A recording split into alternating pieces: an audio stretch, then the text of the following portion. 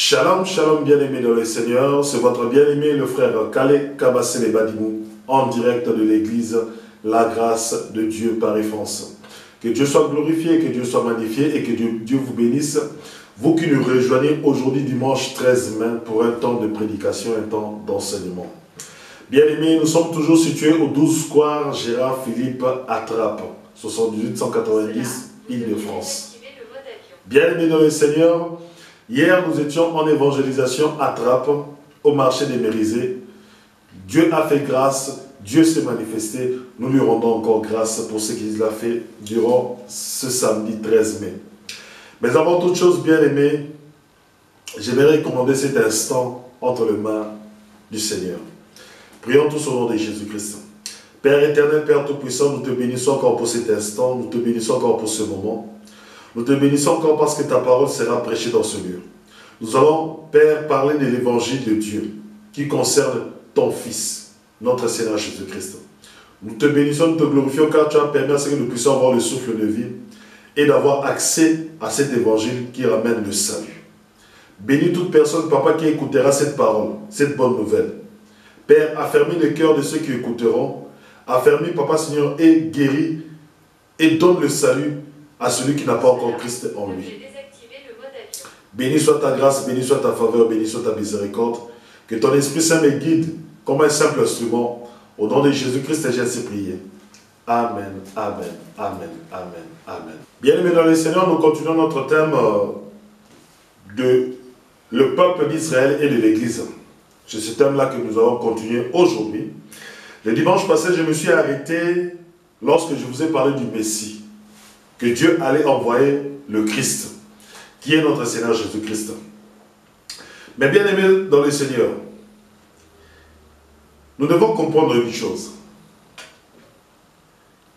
que l'Église est dans le plan de Dieu. L'Église est dans le plan de Dieu.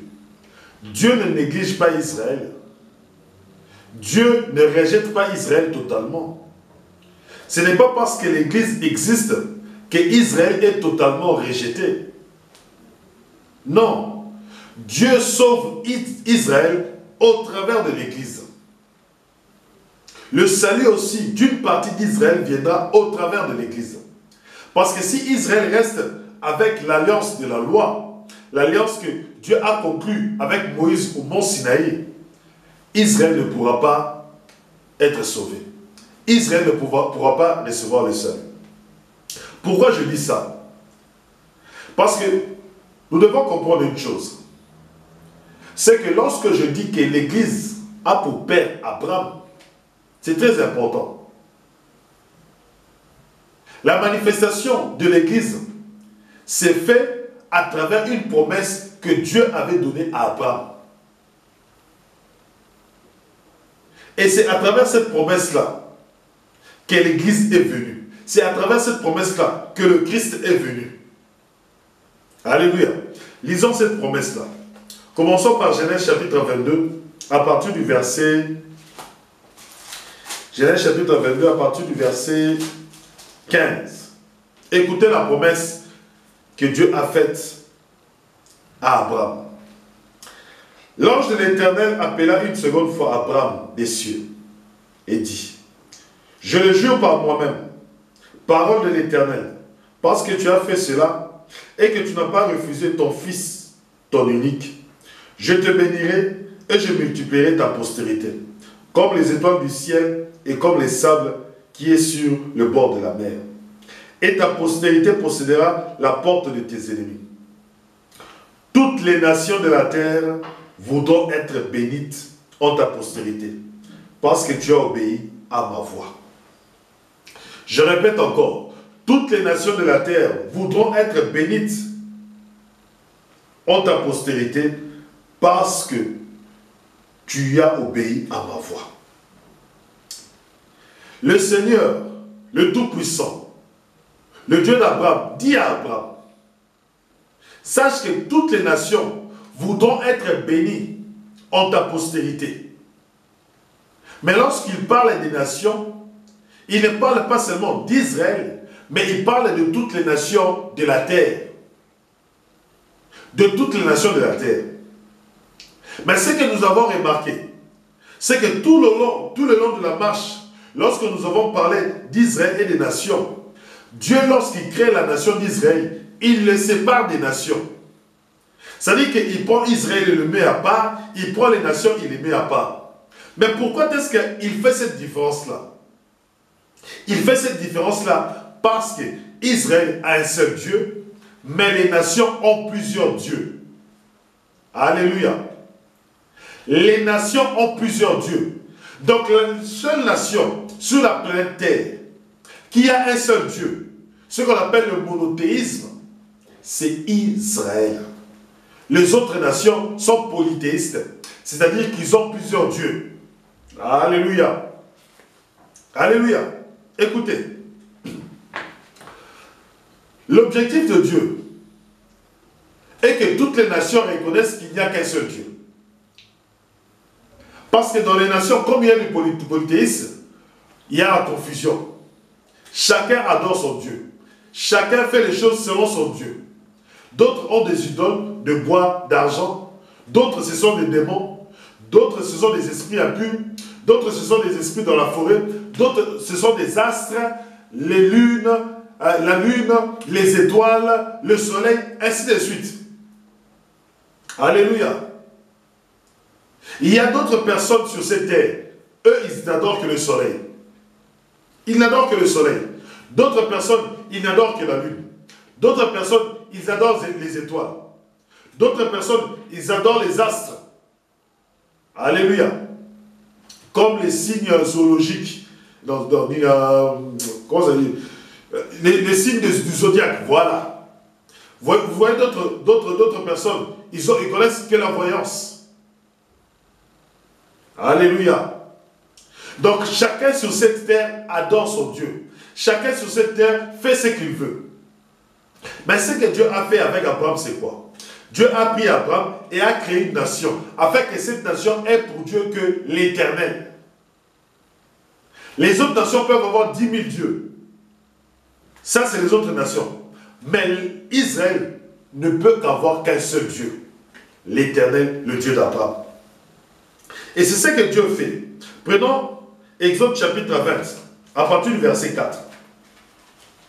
Vous verrez tout le long de l'Ancien Testament, Dieu insiste sur une seule chose. Dieu insiste, donc, quel que soit le prophète que Dieu a envoyé à Israël, il insistait sur une seule chose. Ne t'attache pas aux dieux des nations. Ne t'attache pas aux autres dieux. Je suis l'Éternel, je suis ton Dieu. Tu n'as pas d'autre Dieu que moi. Alléluia. Exode chapitre 20, à partir du verset 24, du verset 4. Écoutez ce que Dieu dit. Lorsqu'il donne la loi à Moïse. Prenons à partir du verset 1er. Alors Dieu prononça toutes ces paroles en disant: Je suis l'Éternel, ton Dieu, qui t'a fait sortir du pays d'Égypte, de la maison de la servitude. Tu n'auras point d'autre Dieu devant ma face. Tu ne feras point d'image taillée, ni de représentation quelconque, des choses qui sont en haut dans les cieux, qui sont en bas sur la terre, et qui sont dans les eaux plus bas que la terre. Tu ne te prosterneras point devant elles, et tu ne les serviras point.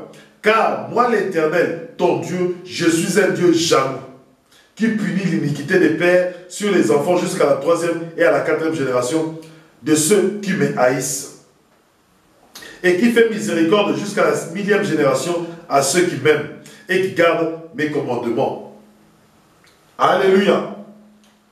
Vous voyez que déjà que lorsque Dieu donne la loi à Moïse, il lui dit: tu n'auras pas d'autre Dieu devant ma face.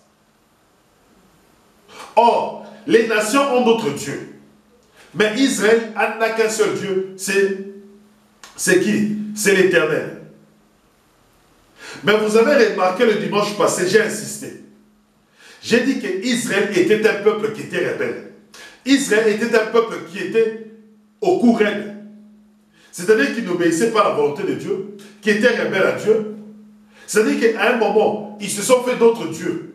Ils ont commencé à avoir d'autres dieux devant la face de l'Éternel. Or, l'Éternel les avait interdits. Alléluia. Alléluia. Prenons Josué chapitre 23 au verset 7. Josué chapitre 23 au verset 7. Pour comprendre ce que l'Éternel dit. Ne vous mêlez point avec ces nations qui sont restées parmi vous. Ne prononcez point le nom de leur Dieu et ne l'employez point en jurant. Ne les servez point et ne vous prosternez point devant eux. Même lorsque Moïse est mort, après Moïse, l'Éternel répète toujours la même chose. Il dit, ne vous prosternez pas devant leur Dieu. Parce que c'est moi qui suis votre Dieu. Vous ne pouvez vous prosterner que devant moi l'Éternel. Alléluia. Mais Israël n'a pas obéi. Israël était rebelle. Israël n'a pas fait ce que l'Éternel demandait. Israël a commencé à se prosterner. Israël a commencé à vouloir être comme les nations. C'est-à-dire à avoir plusieurs dieux. Alléluia. Israël dans sa tête, il a commencé qu'à avoir l'envie d'avoir plusieurs dieux. L'Éternel ne le suffisait pas. L'Éternel qui lui a fait sortir d'Égypte, à main puissante, à bras tendu.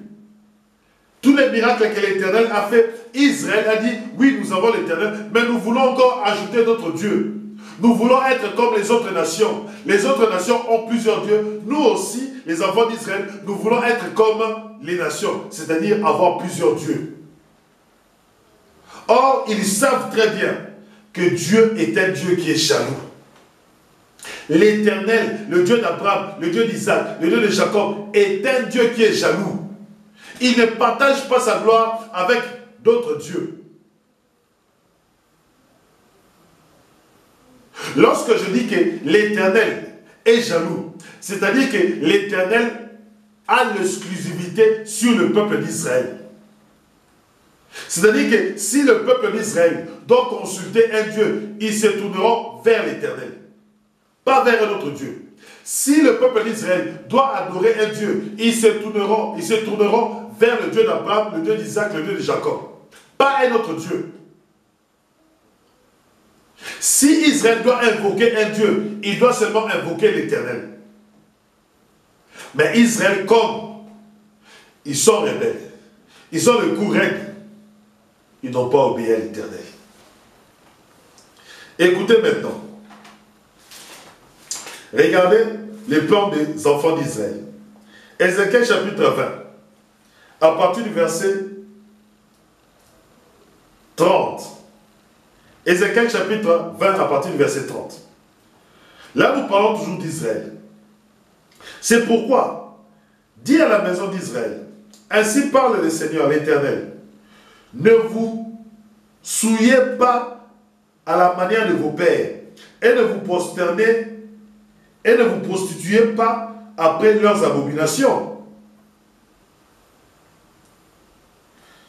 En présentant vos offrandes, en faisant passer vos enfants par le feu, vous vous souillez encore aujourd'hui par tous vos idoles. Et moi, je me laisserai consulter par vous, maison d'Israël. Je suis vivant, dit le Seigneur, l'Éternel. Je ne me laisserai pas consulter par vous. On ne verra pas s'accomplir ce que vous imaginez. Écoutez, ce que les enfants d'Israël imaginaient, ce que les enfants d'Israël pensaient.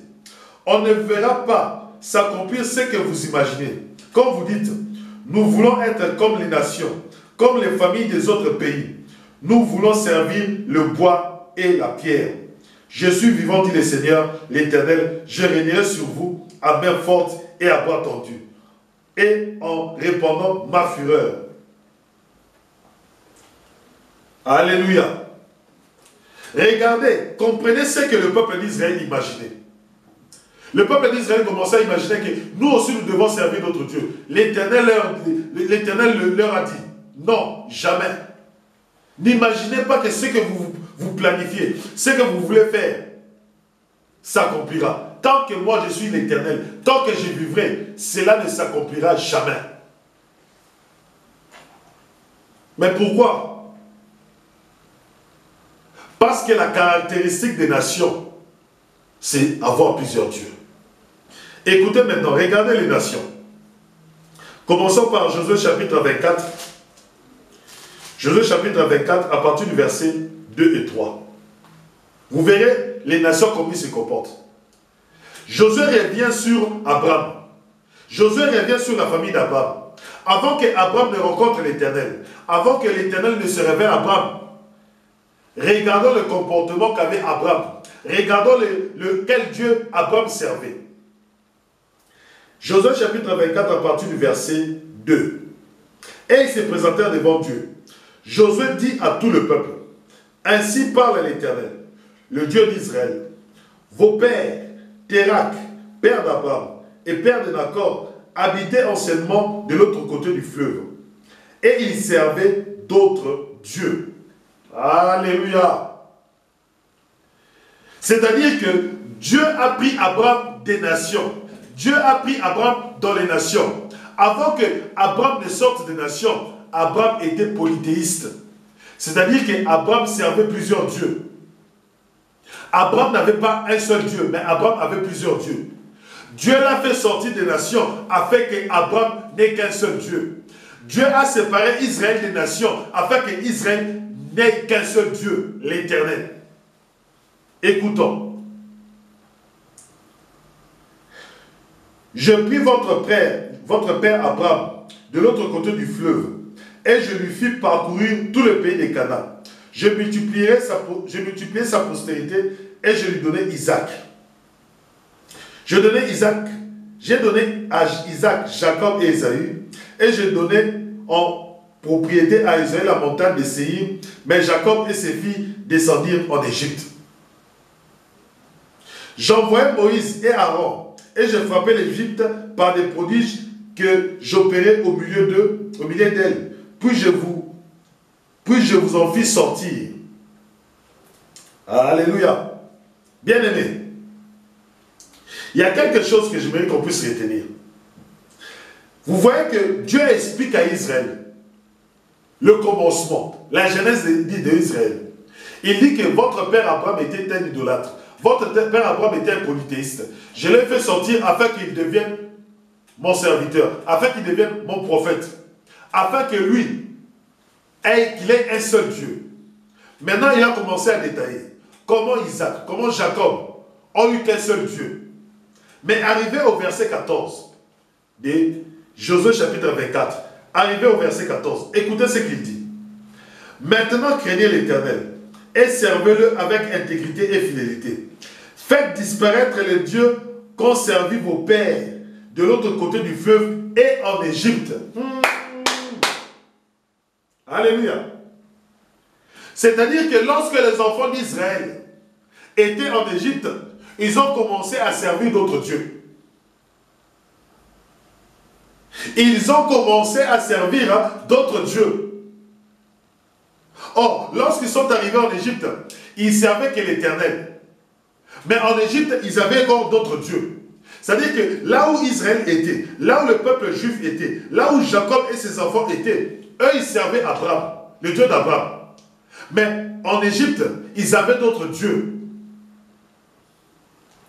Mais au fur et à mesure qu'ils sont restés en Égypte, ils sont tombés en esclavage. Pourquoi? Parce qu'ils ont commencé à servir d'autres dieux. Parce qu'ils ont commencé à servir d'autres dieux. C'est pour cela, lorsque Dieu envoie Moïse délivrer les enfants d'Israël d'Égypte, lorsqu'il dit que j'ai vu la souffrance, j'ai vu qu'ils sont en esclavage. Pourquoi? Pourquoi sont-ils en esclavage? Parce qu'ils ont commencé à servir d'autres dieux. Bien-aimé, tu es en esclavage dans ta vie. Tu es esclave du péché. Pourquoi? Parce que tu ne sers pas le véritable Dieu. Parce que tu sers d'autres dieux. Le Dieu de ta famille, le Dieu de ta maison, le Dieu de ta tribu, le Dieu de ta région, le Dieu de ton pays. Alléluia. C'est pour cela que vous voyez en cet instant, en ce moment, vous voyez beaucoup de gens dire « Non, nous, Jésus-Christ, c'est le Dieu des Blancs. » Alléluia. N'avez-vous pas entendu cela? Oh, Jésus-Christ, c'est le Dieu des Blancs. Oh, Jésus-Christ, c'est le Dieu qui est venu d'Europe. Mais qui vous a raconté cela? Qui vous a dit que c'est vrai? Est-ce que Jésus-Christ est né en Europe? Est-ce que Jésus-Christ est né aux États-Unis? Alléluia.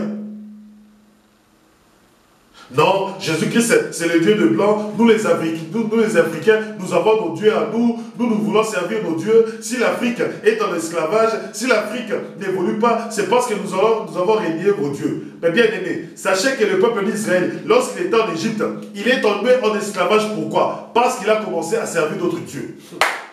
Alléluia. Chers Africains, écoutez. Vous nous parlez de servir d'autres dieux. Vous nous dites que non, Jésus-Christ c'est le Dieu de blanc. Qui vous a dit ça? L'Europe fait partie des nations. L'Europe est polythéiste. L'Europe est polythéiste. Je répète pour la troisième fois, l'Europe que vous voyez, les États-Unis que vous voyez, ce sont des gens qui sont polythéistes. C'est un peuple qui est polythéiste. Ils étaient monothéistes lorsqu'il y avait le système de royaume. Alléluia. Lorsqu'ils avaient le système de royaume, ils étaient monothéistes. Mais lorsque la République est venue, les républiques sont venues, les autres nations sont venues, ils sont redevenus polythéistes. Alléluia. Bien-aimés dans le Seigneur, si vous ne connaissez pas l'historique de l'Église, vous allez tomber dans le piège du diable. Vous allez tomber dans le piège du diable. Les nations sont polythéistes. Israël était en Égypte, a commencé à servir d'autres dieux. Écoutez, Josué chapitre 24, à partir du verset 14. Maintenant, craignez l'Éternel et servez-le avec intégrité et fidélité. Faites disparaître les dieux qu'ont servi vos pères de l'autre côté du fleuve et en Égypte. C'est-à-dire quoi? Dieu dit aux enfants d'Israël, il dit, ne servez pas le Dieu de vos pères. C'est-à-dire que l'Éternel a remarqué que le peuple d'Israël, ils sont arrivés à Canaan, ils sont arrivés à la terre promise, mais ils continuent toujours à servir le Dieu de leur père lorsque leur père Abraham était encore de l'autre côté du fleuve. C'est-à-dire quoi? Lorsque le père Abraham était encore païen. Et ils ne se limitent pas. Ils ont commencé à servir aussi le Dieu d'Égypte. Ce Dieu-là, où ils étaient en esclavage, ils l'ont ramené encore à la terre promise. Donc, ils ont commencé à servir les dieux de leur père lorsqu'ils étaient païens. Ils ont commencé à servir le Dieu d'Égypte. Et ils ont commencé à servir le Dieu qui sont à Canaan. Donc, ils sont devenus comme des nations. Devant Dieu, Israël était devenu comme une nation quelconque. Israël ne faisait plus la différence. Israël ne faisait plus, n'était plus saint. Parce que Dieu avait créé Israël pour faire l'exception, pour faire la différence. Mais lorsqu'ils ont commencé à servir d'autres dieux, Israël ne faisait plus la différence. Israël ne faisait plus l'exception.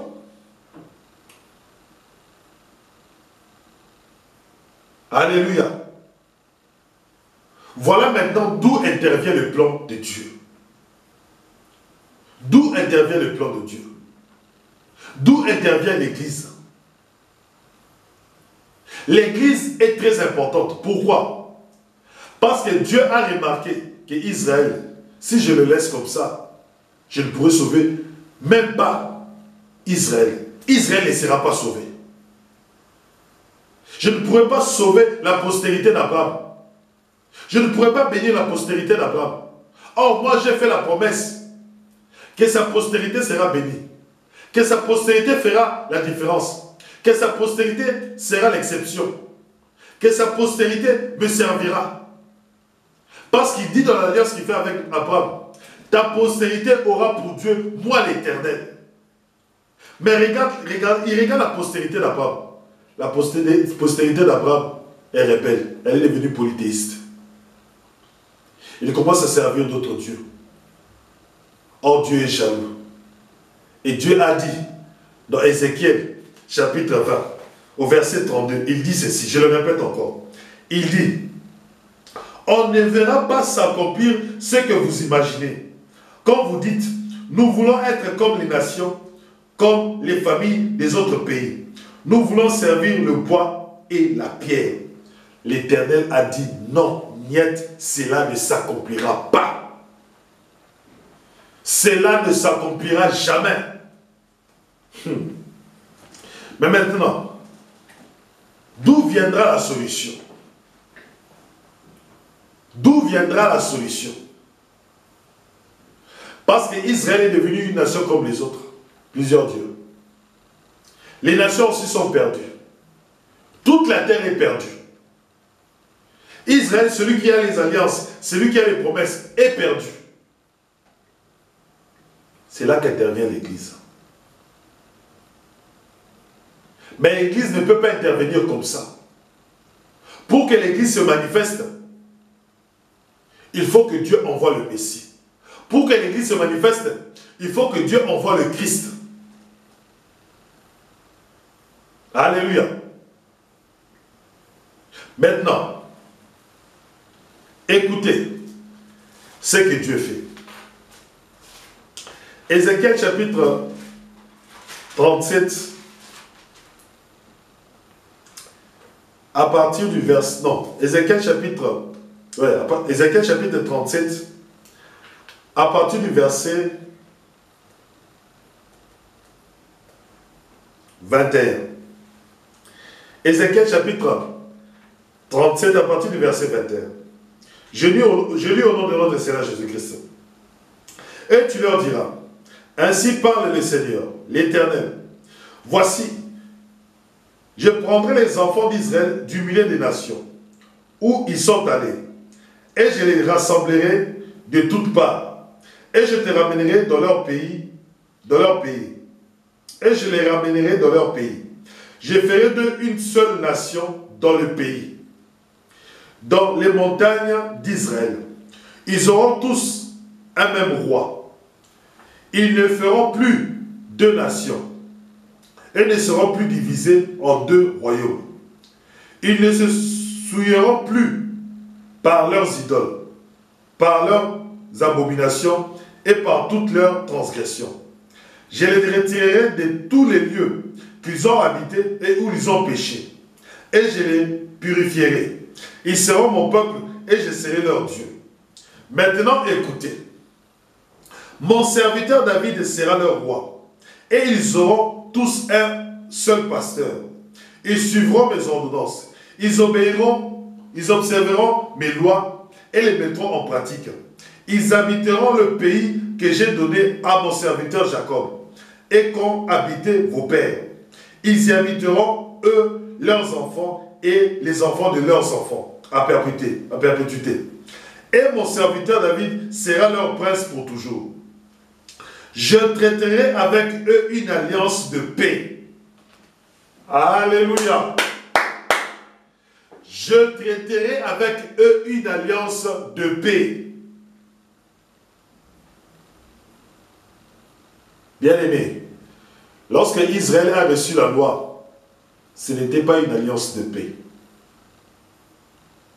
Lorsque Israël a reçu la loi de Moïse, ce n'était pas une alliance de paix. Mais cette fois-ci, l'Éternel a dit, le Dieu d'Abraham, le Dieu d'Isaac, le Dieu de Jacob, il a dit, cette fois-ci, je traiterai une alliance de paix. C'est-à-dire que, comme le peuple est rebelle, comme le peuple ne m'obéit pas, comme le peuple est devenu ennemi vis-à-vis de moi, nous devons maintenant faire la paix. Nous devons maintenant faire la paix. Non seulement je ferai la paix avec le peuple d'Israël, mais je ferai aussi la paix avec les nations. Parce que les nations aussi ont plusieurs dieux. Celui qui a plusieurs dieux est ennemi de moi. Parce qu'il ne me reconnaît pas comme le seul véritable Dieu. Donc, à travers l'Église, Dieu fera la paix avec Israël. Et à travers l'Église, Dieu fera la paix avec toutes les nations. D'où vient la promesse d'Abraham en disant ceci: toutes les nations de la terre, toutes les familles de la terre seront bénies en ta postérité. Mais maintenant, la question que nous devons nous poser: qui traitera alliance avec Dieu? Qui fera cette alliance de paix avec Dieu?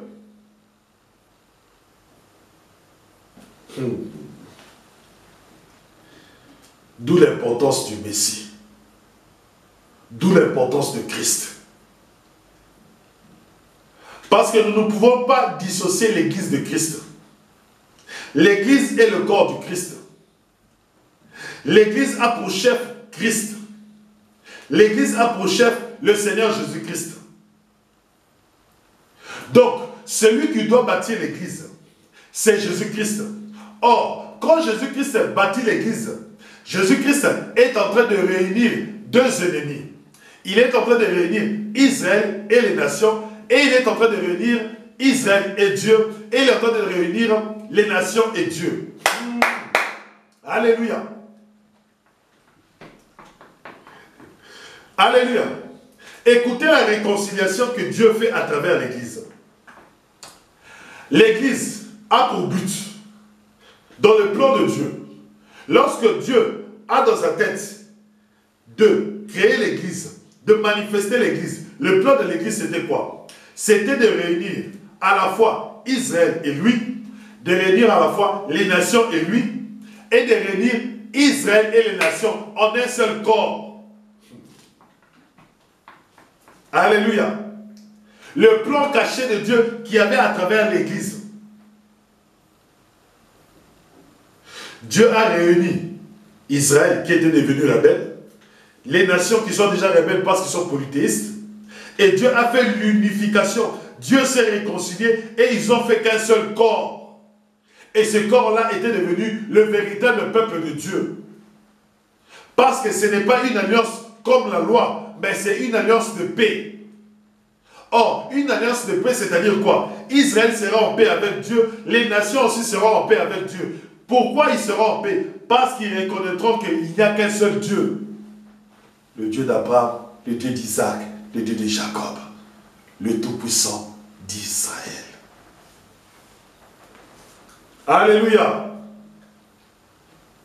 Vous comprenez maintenant l'objectif de l'église. L'église rassemble. L'église a pour mission de ramener l'alliance de paix.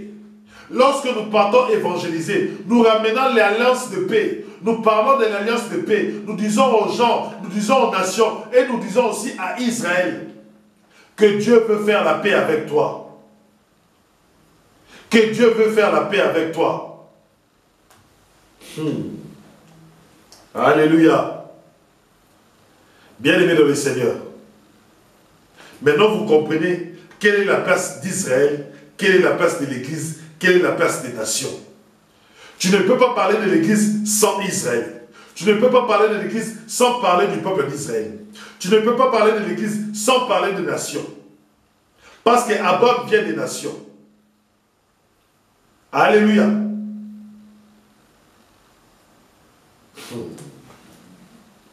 Continuons. Je les établirai et je les multiplierai et je placerai mon sanctuaire au milieu d'eux pour toujours. Ma demeure sera parmi eux. Je serai leur Dieu et il sera mon peuple. Et les nations sauront que je suis l'Éternel, qui sanctifie Israël lorsque mon sanctuaire sera pour toujours au milieu d'eux. Lorsque mon sanctuaire sera toujours au milieu d'eux. Souvenez-vous, lorsque Dieu faisait alliance avec Israël, l'alliance de la loi, il a dit je serai parmi eux. Mais dans l'alliance de la paix, son sanctuaire, son temple céleste sera parmi son peuple. Je répète encore. Ma demeure sera parmi eux. Je serai leur Dieu et ils seront mon peuple. Et les nations sauront que je suis l'Éternel, qui sanctifie Israël, lorsque mon sanctuaire sera pour toujours au milieu d'eux.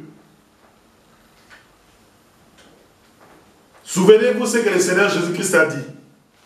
Jean chapitre 14. Je vais clôturer par cela. Jean chapitre 14. Écoutez.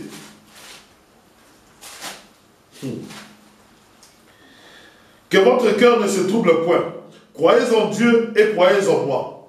Il y a plusieurs demeures dans la maison de mon Père.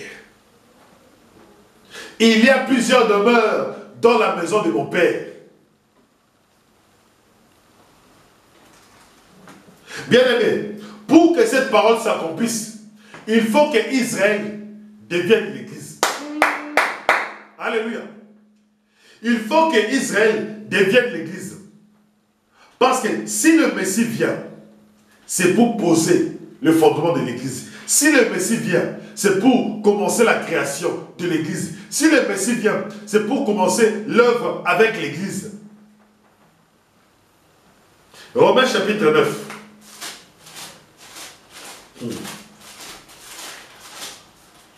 Écoutez.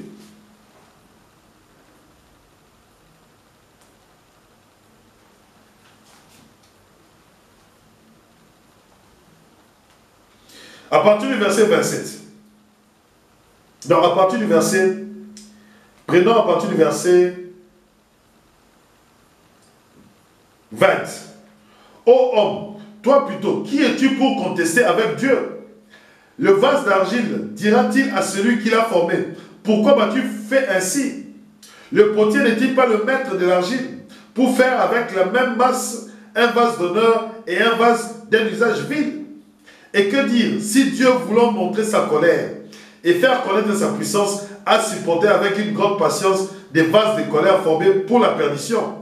Et s'il a voulu faire connaître la richesse de sa gloire envers des vases de miséricorde qu'il a d'avance préparés pour la gloire? Ainsi nous a-t-il parlé, non seulement d'entre les Juifs, mais encore d'entre les païens. Selon qu'il est écrit dans Osée, « J'appellerai mon peuple et bien-aimé, celle qui n'était pas la bien-aimée. » Et là où on leur disait, « Vous n'êtes pas mon peuple », ils seront appelés fils du Dieu vivant. Ésaïe de son côté s'écrie au sujet d'Israël, « Quand le nombre de fils d'Israël serait comme le sable de la mer, un reste seulement sera sauvé. » L'Église est le reste d'Israël qui sera sauvé. Dans l'Église, il y aura des nations. Une partie des nations sera sauvée à travers l'Église. Une partie aussi d'Israël sera sauvée à travers l'Église. Ce n'est pas tout Israël qui sera sauvé. Ce n'est pas toutes les nations qui seront sauvées. C'est une partie d'Israël qui sera sauvée. C'est aussi une partie des nations qui sera sauvée. D'où la bénédiction d'Abraham dont on parle. Toutes les nations voudront être bénies en toi. La bénédiction, c'est le salut. Or, le salut, on est là qu'en Jésus-Christ. Or, le salut, on est là que si tu acceptes que l'Église existe. Alléluia. Bien-aimés, nous continuerons la semaine prochaine. Père Tout-Puissant, Père éternel, Père d'amour, Père de grâce, merci, tu nous combles encore, Papa, de cette parole qui nous fortifie. Nous qui étions païens devant le peuple d'Israël, maintenant nous sommes tes enfants.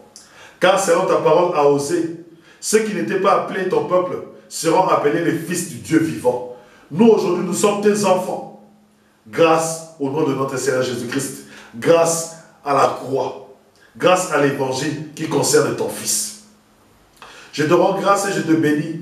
Bénis encore ceux qui écouteront cette parole et qui soient fortifiés dans leur foi, et que ceux qui n'ont pas encore accepté Jésus-Christ dans leur vie, qu'ils soient juifs ou païens, Père, s'ils acceptent aujourd'hui que Jésus-Christ est Seigneur et que tu l'as ressuscité d'entre les morts, ils deviendront tes enfants. Je bénis ta faveur et ta grâce. Fortifie ce peuple qui m'a écouté cette semaine. Au nom de Jésus-Christ, j'ai ainsi prié. Amen. Amen. Bien-aimés dans le Seigneur, le vendredi prochain, vendredi prochain, 19 mai, à partir de 14h30, nous serons à Versailles, à la place du marché André Damien. À Versailles, 78 000, à la place du marché André Damien. André Damien, nous serons là-bas pour un temps d'évangélisation à partir de 14h. Vous êtes conviés, vous qui habitez Versailles. Vous êtes conviés, vous qui habitez les alentours de Versailles. Que Dieu vous bénisse. C'est votre bien-aimé, le frère Kale Kabassele Badibou, en direct de l'église La Grâce de Dieu Paris France, située au 12 square Gérard Philippe. Je vous dis à dimanche prochain. Et à vendredi et à dimanche prochain. Que Dieu vous bénisse.